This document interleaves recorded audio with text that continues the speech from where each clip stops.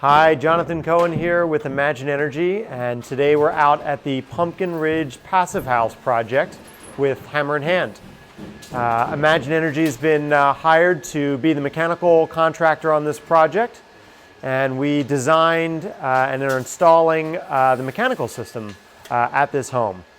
And it might sound a little strange to say a mechanical system in a passive house, because passive houses are built to have such an efficient building shell that they essentially need almost no mechanical system. But we still do need to have ventilation, because part of being a passive house is having very tight construction. So tight, in fact, that there's not enough fresh air moving through the house, through the cracks in the walls. All of that is sealed up, so we need to introduce fresh air with a ventilation system. And really, we're looking at this mechanical system as a ventilation system that has some additional heating and cooling rather than the other way around. So today we're going to be looking through this mechanical system while it's under construction and talking about the challenges of designing mechanical systems for low energy, low load houses like passive houses. And this one in particular, which has a very long axis, so we have to move air from one end of the building to the other, even though we need very little of it. Great, so we're going to delve a little deeper into the design and conception of this mechanical system for the passive house here at Pumpkin Ridge. So again, like I was talking about earlier, mechanical systems can be tricky in a passive house. And the idea of passive house is to optimize the shell so much that you don't need to spend as much money on a mechanical system. That doesn't mean that you don't have to have a robust system, and I think a lot of times mechanical systems in passive houses are looked at as an afterthought.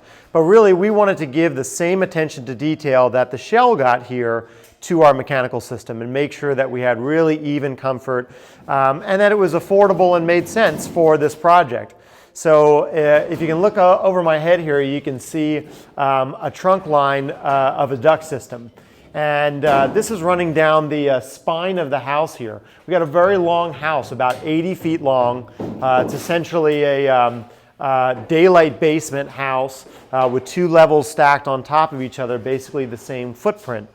So to move air from one end to the other, we really need a really well-designed duct system. And we worked with engineers at Gensco and our team in-house, as well as Hammer in Hand, to come up with a solution that was going to work really well to help move that ventilation air throughout the house and condition it to make it really comfortable. So in this project, we used a Zender heat recovery ventilator. And the heat recovery ventilator brings in fresh air to the house and exhausts stale air. It's kind of like having a window open, but without having the heat loss.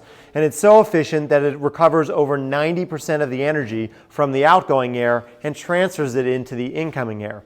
However, depending on the weather conditions outside, we still want to condition that air a little bit more to make it more comfortable. And we often want to cool a little bit sometimes in the summertime, especially if we get some extreme days over 90 degrees.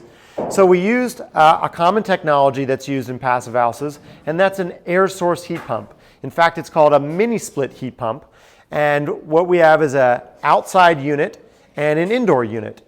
The indoor unit is called an air handler, and we actually connect the air handler right to the ventilation ducts that are running from the Zender HRV. So in that way, the air comes into the house and then gets conditioned by the mini split heat pump.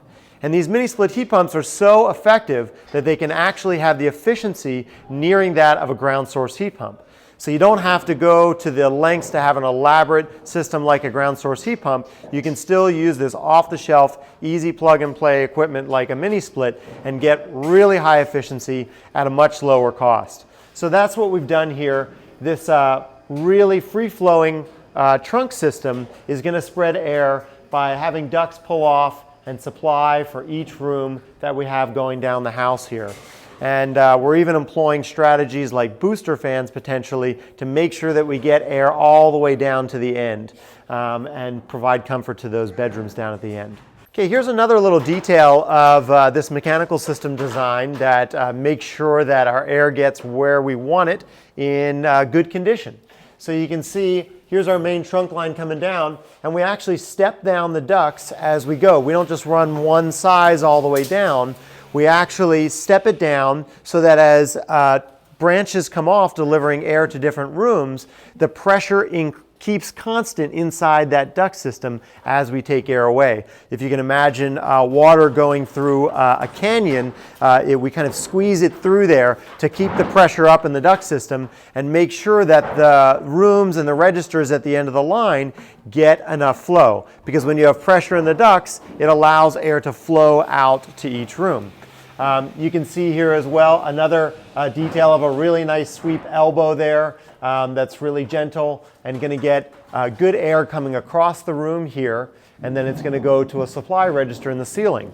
And we'll actually use flex duct for the last few feet of the supply run, because flex duct helps reduce vibration and keep it really nice and quiet. And a lot of times people think that flex duct is an inferior part of HVAC implementation, but really it's a tool that can be used in the right situation to deliver really high performance results.